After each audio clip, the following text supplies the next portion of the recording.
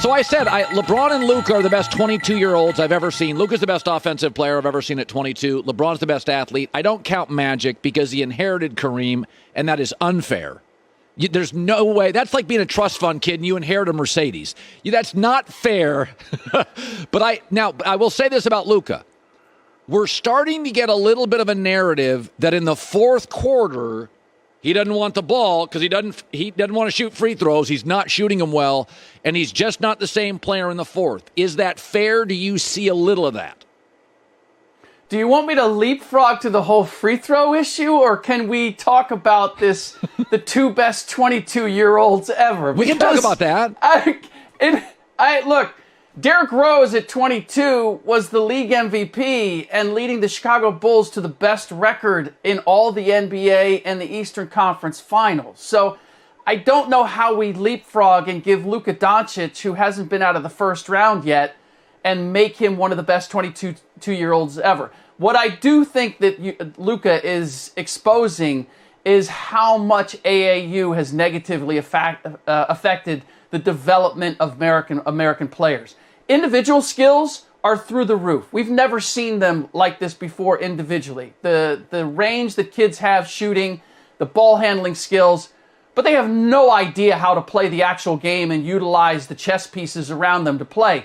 Luka does, and that's what makes him so extraordinary, is his ability to manipulate the game and manipulate a team. That's what makes him so amazing at 22 years old, but it's more a reflection of where our game is and how we're developing players. And I'm watching a lot of high school basketball and a lot of AAU basketball particularly over the last couple of years. So it's painful for me to watch how we're developing, or rather not developing, players. I think that's the huge edge that Luka has in the game right now, because obviously did not come up in the game over here. As far as the free throws, I don't really believe that he is reluctant to go there. I think the teams are basically holding back, playing one-on-one through the game. This is a strategy that goes back to the Don Nelson days, where I'm going to let a scorer go off for 3.5 quarters. And then the last 6 minutes, I'm going to start doubling him and forcing the ball out of his hands and make somebody who hasn't had to shoot the ball all game long beat us. And I believe that has as much to do with what's happening with Luka and the Mavs at the end of games, is that's the strategy that's being employed. I don't think it's because he's afraid to take those shots. I think it's a matter of he's saying, look, if I got a wide open Tim Hardaway Jr. or even a Kristaps Porzingis, I'm going to do the right thing, and I'm going to swing it and trust my teammates. You know, it's really interesting. Listen, the Lakers aren't going to move off AD. He'll come back. It's been a condensed season. He's injury prone to begin with. The condensed season's made it worse. They're frustrated, but let's talk Clippers, where I do think it's TNT, blow it up if it doesn't work. And I was saying this, you become your best player. Magic's teams were fun and flashy. Steph's teams are smart and clever. Tim's teams, Tim Duncan's team, Bird's teams were tough. Michael's relentless. It's a small locker room. You know, football, you got 50 guys. Baseball, you got 25 guys. NBA got 13 and 7 play. You become your star. And I look at Kawhi, and he's an enigma. And I look at the Clippers the last 2 years, and there's things that don't make sense to me. They're an enigma. They win all their road games so far in the playoffs. They're 0-3 at home. How can you be this talented and this terrible late in games? How can you be as good as you were last year and have no chemistry? And I almost think we've discovered, Rick, that if he is your piece, if he's your foundation of your house is a little haunted. And that's just the way it is with Kawhi. Your thoughts? You're echoing what a lot of GMs have said to me over the last couple of years, that Kawhi Leonard, for all of his talent and for his 2 championships, is not a leader. So who is? What I found interesting in Game 5 and what they've sort of shifted to is that they're putting the ball in Paul George's hands. And I normally don't disagree with Draymond Green on a lot of things when it comes to basketball, but I've seen this narrative out there that the Mavs were successful in getting the ball out of Paul George's hands, and Reggie Jackson taking almost as many shots as Kawhi and Paul George, and that's how they won the game. Game 4 was the lowest percentage of shots taken by Kawhi and Paul George, and they won going away. This team is better, particularly against the Mavs, when they utilize all those different pieces. But the bottom line is it's a crisis of leadership. By the way, Paul George had the ball in his hands the last couple of possessions, had the opportunity to win the game. And turnover was 1 for 4 in the final 6 minutes.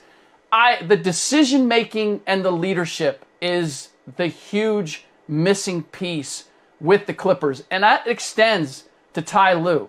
They get the ball back down 1 with 39 and a half seconds left, and they have a timeout, and no timeout is called. And you've seen what Paul George has done on the previous 2-3 possessions, and he gets the ball in his hands, and you're going to allow him to make the decision on whether you win this game or not.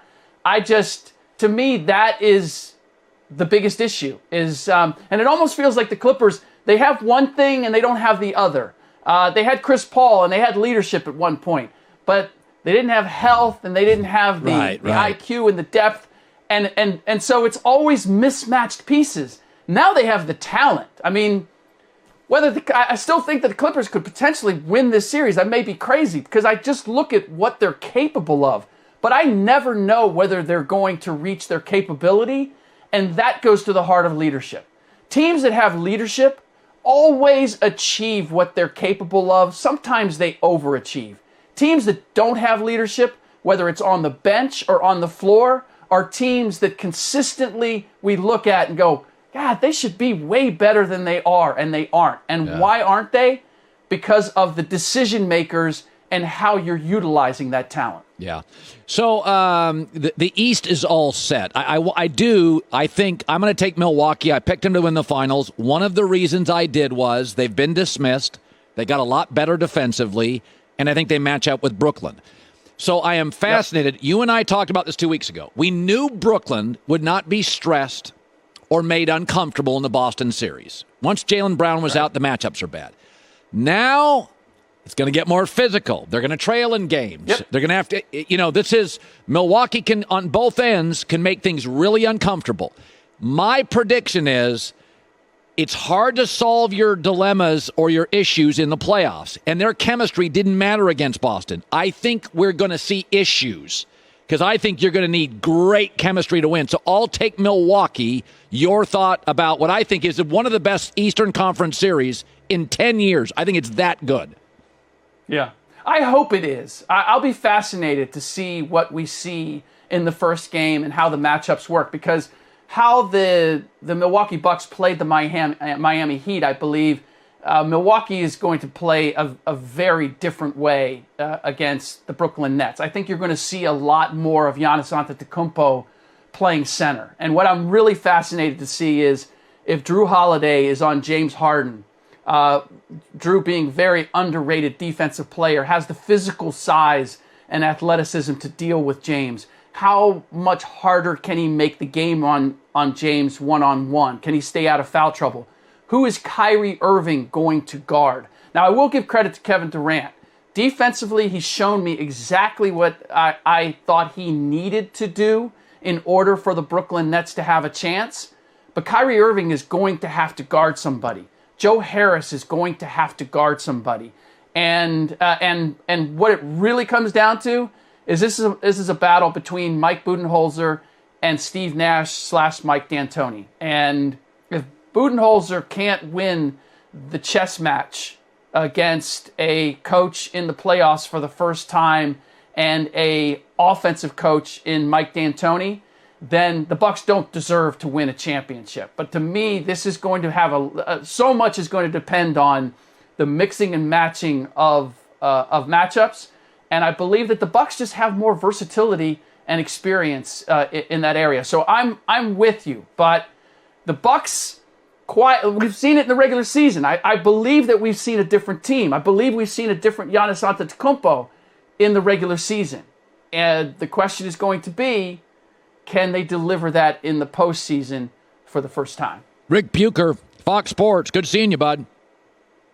By the way, I hear you were pretty decent at 22 years old, too. It could really had hops. I could dunk a wiffle ball. I could dunk a wiffle ball. Couldn't dunk a basketball, but I could dunk a wiffle ball at 22. It was very springy. Volleyball? Not a volleyball? Just a wiffle it depended on the day. If I was hoppy, springy that day, yeah, I could. Got it. All right, Rick, good seeing you. Hi, everybody. Thanks for watching. Subscribe here to get the latest from the show. Also, be sure to check out more of the best clips from The Herd or go watch a few segments from other shows on FS1.